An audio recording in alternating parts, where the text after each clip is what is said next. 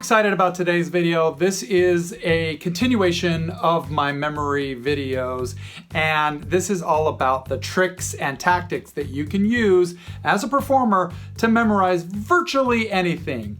Lists, names, sequences, monologues, dialogue, all those kind of things. There's a trick for you in here somewhere, so find out what they are after the bump.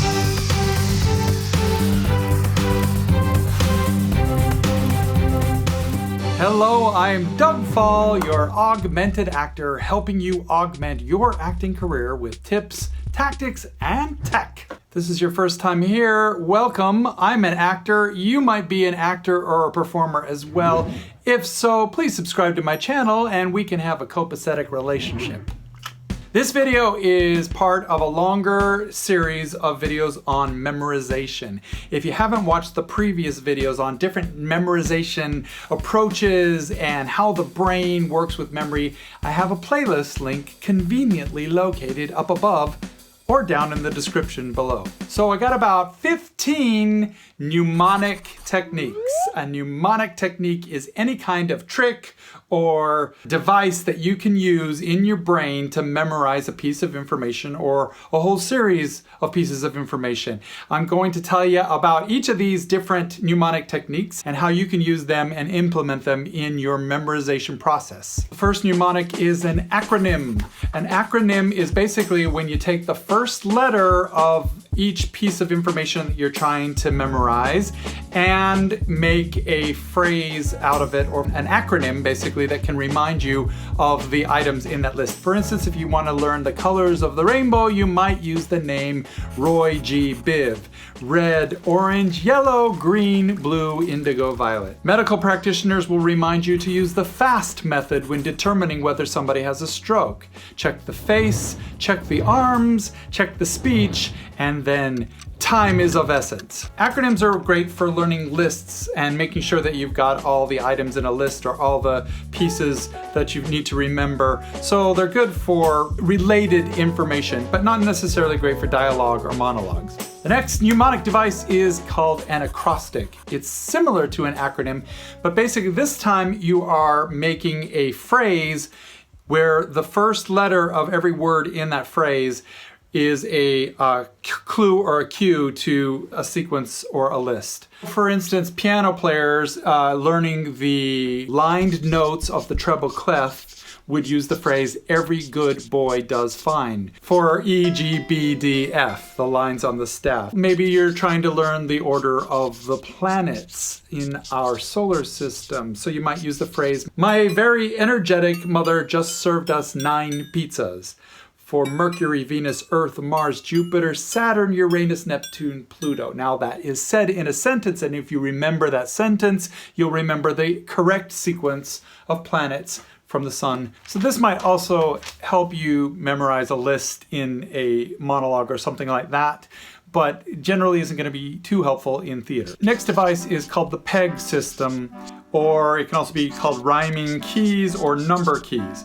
And the way this system works is a little bit more elaborate. This is great for learning longer lists of about 2 to 20, maybe even 50 pieces of information. It's great for shopping lists and grocery lists. It's also great if you have to learn the sequence of a list and be able to pick out a certain item from the list. So for instance, if you learn 10 items, you can always pick out number 7, number 4, number 8. So this is how this works. You start by associating a rhyming keyword to the numbers in the numerical system. So for instance, 1 bun, 2 shoe, 3 flea, 4 door, 5 hive, and so on, up until you can't rhyme the numbers anymore.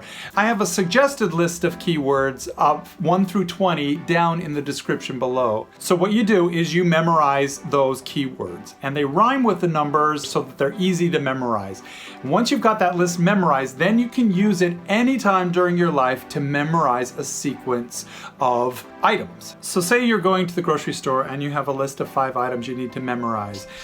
Spinach, eggs, milk, napkins, sponges.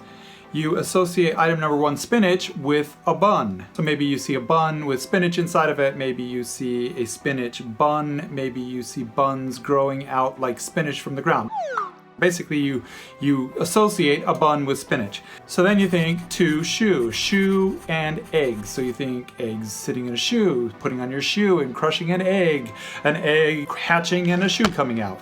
And so on. You associate milk with 3 Flea, napkins with 4 door, and sponges with 5 Hive. Then when you get to the store, you forget the items. You say, oh, what was that third item? Well, 3 Flea is milk, because you associated it with milk. So this is great if you need to learn a longer list of something, if you need to learn something in a particularly definite order, and if you need to be able to recall one of those items in that order. But it may not work so great because you have to do a lot of mental work recalling what the association is, so it's not really easy to do super rapidly on the fly. Okay, so the next mnemonic device is the location system, or the Loki method.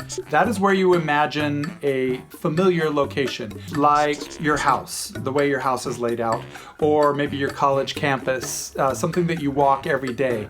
And what you do is you associate the items that you need to memorize with a little stroll through that familiar area. You might imagine your front door, and you imagine the first object that you need to memorize sitting at your front door. Then you go inside your front door to your living room, and on your living room couch is another object that you need to memorize. And then beyond that, you walk into your pantry, and on the shelves there's the third object. And then you go up your stairs to your bedroom, and there's the fourth object there. Once you memorize this visualization, it's a sequence, a walk that you take every day, you'll be able to recall the items that are associated with those areas of your location. The problem with this is you got to run the entire sequence sometimes to figure out what comes next in the sequence of memorization. Now, if you're trying to learn some foreign words or some technical jargon or medical jargon, you might want to use this keyword method. And basically, it is just taking the sound of that foreign word and associating it with a common word that you do know in your language. For instance, in Spanish, the word lo siento means I'm sorry. If you're learning this phrase, you say, I'm so low I can see into my toe. Lo siento is feeling sorry. Another mnemonic is image association, and this is basically good for when you're learning characters' names and other people's names and faces, associating a characteristic of that person with their name, for instance. So if somebody's name is Shirley and they have curly hair, you can say Shirley has curly. Todd is a little odd. That kind of thing. Chaining is another mnemonic device. Basically, you chain bits of information into a story that you tell. Let's take our grocery list from before. Spinach, eggs, milk, napkins, sponges. You can say, I was eating a piece of spinach and it got stuck in my teeth. So I took some egg yolks and a little bit of milk and I mixed them together and I dabbed a napkin in that mixture and I sponged it onto my face. So you've created a story that uses all those elements, and then all you got to do is tell that story back to yourself and you'll remember all the items. Now there's another mnemonic device which is very common, very simple. It's music. Setting something to music is a great way of learning things, and we've used this since our childhood. ABC song, for instance. A, B, C, D, E, F, G. It's set to the tune of Twinkle, Twinkle, Little Star, and it helps you learn the order of the alphabet. There's songs for learning the 50 US states in alphabetical order. There's songs for learning the Greek alphabet. And anything you can put into a song helps you learn it. That's why shows like Sesame Street and the old Schoolhouse Rock and the Electric Company, Mr. Rogers, all of those shows, children's programming, use songs as ways to learn numbers and math and spelling and behavior and proper etiquette, etc. You can learn all kinds of things from putting stuff to music. Similarly, you can make a poem out of something, and some common uses of this mnemonic are I before E except after C, which is a spelling mnemonic. It helps you spell words. Learning which months have 30 days and which ones have 31, you might use the poem 30 days hath September, April, June, and November. Now there's model mnemonics, which are good for visual learners. This is basically anytime you put the information you need to learn into a bar chart, a pie graph, a pyramid graph, like learning the 4 food groups or something like that. Having a visual image in your mind of this information rendered in a way that makes logical sense to you will help you remember it. There's physical mnemonics, and these are good for little tricks like math. For instance, if you want to know the multiples of 9 up to 10, you can take your hands like this. Each digit is 1, 2, 3, 4, 5, 6, 7, 8, 9, and 0. So if you want to know what 9 times 1 is, you drop your 1 digit, and you have 9 fingers left over. If you want to know what 9 times 4 is, you drop that, and it's 3 plus 6 over here, right? So 36. I count on my fingers all the time. Going back to the months of the year, if you make a fist with your hand and recite the months pointing to the knuckles and the space between the knuckles, January, February, March, April, May, June, July, August, September, October, November, December. The months on the knuckles have 31 days. The months in between the knuckles have fewer than 31 days. There's another trick called note card mnemonics, and this is basically anytime you see somebody using flashcards. It's great for tests and learning dates and times and information that you might need to spit back out. I once learned the entire deck of Trivial Pursuit card answers for the science category by going through and using these cards as flashcards until I had them memorized. And it's a really great way to learn information fast and efficiently and to test yourself on it until you got it down. Creating outlines is another mnemonic device. This is good in theater and film when you're trying to learn a sequence of events and what happens in each scene. So you just take the main chunks of information that will remind you of the details later. So you're not worried about the lines per se, but you're learning the sequence of the scenes and what happens in each of those scenes. So create an outline. Another mnemonic is an image mnemonic. You just create a mental image in your head. For instance, if you wanted to learn barbiturates, alcohol, and tranquilizers, you might imagine a bat. You might make images for a monologue, like Hamlet's soliloquy, to be or not to be. That is the question, whether 'tis nobler to suffer the slings and arrows of outrageous fortune. There's a mnemonic called connection. You're basically trying to connect the items you're trying to remember with some other piece of common information you're associating it with. For instance, if you want to learn which way is longitude and which way is latitude, well, longitude has the letter N in it, and it's long. So you associate it with long, and you associate the letter N with north and south. So longitude runs north and south, the long way. Latitude sounds like flat, flat. Latitude, it goes sideways, and there's no N in it, so it's east and west. Now, if you need to learn a sequence of numbers, for instance, in the show I'm doing, one of the characters has to recite all the prime numbers up to like 2000 or something like that, and it's a difficult process. There is a memorization mnemonic technique for learning numbers, and that is basically to take all the digits 1 through 0 and you associate them with a specific consonant. For instance, here is a sequence of consonants that I have committed to memory, and if I want to learn the number 1, 2, 0, 8, 9, 5, that breaks down to RDGLVS, and I can make the word red gloves. So if I think of the word red gloves, I can think RDGLVS. 1, 2, 0, 8, 9, 5. This takes a little bit of practice. It takes a little bit of work. This is how people learn like the first 100 digits of pi and stuff like that. So a couple other devices that you can use, they're a little bit more advanced mnemonic, and basically for dialogue, you want to set up a series of trigger words, and I've spoken about this in some of my previous videos. To use some of these other mnemonic techniques to trigger what you're supposed to say next.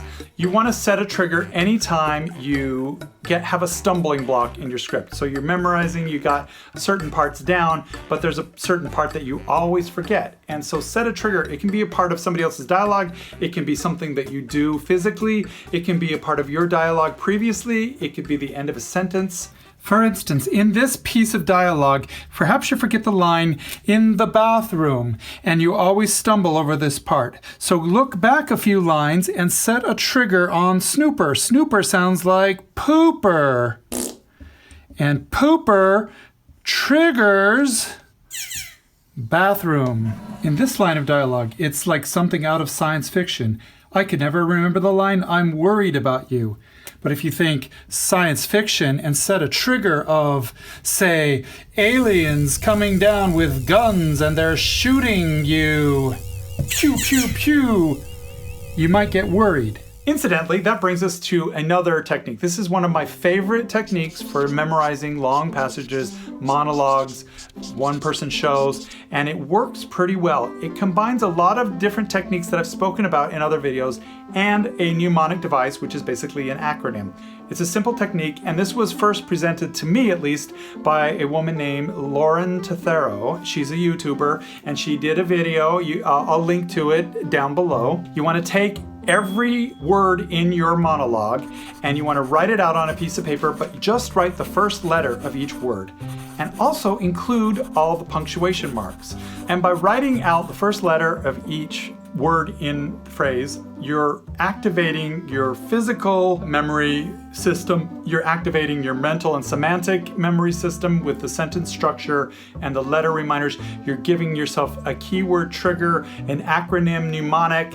All these different things are going into play, and you are able to then look at these letters and basically recite your monologue very quickly. I used to have dreams that everything would get better. Do you remember you used to say that you wanted to be an astronaut? Well, what was the you? I used to have dreams where you were an astronaut and you were on the television, and I thought, that's my son. Mnemonics are all over the internet. This is just sort of a compendium of the different mnemonic techniques, and I'm sure there are others out there that I haven't even mentioned today. What is your favorite mnemonic technique? Tell me in the comments below. Find ways that you can incorporate these tricks into your own memorization process, and you'll speed up and overcome some of those stumbling blocks. I hope you found this information useful. If so, please remember to subscribe and like and share this video, and look at some of the other videos that are on your screen right now for more useful information, and I hope to see you next time. Bye.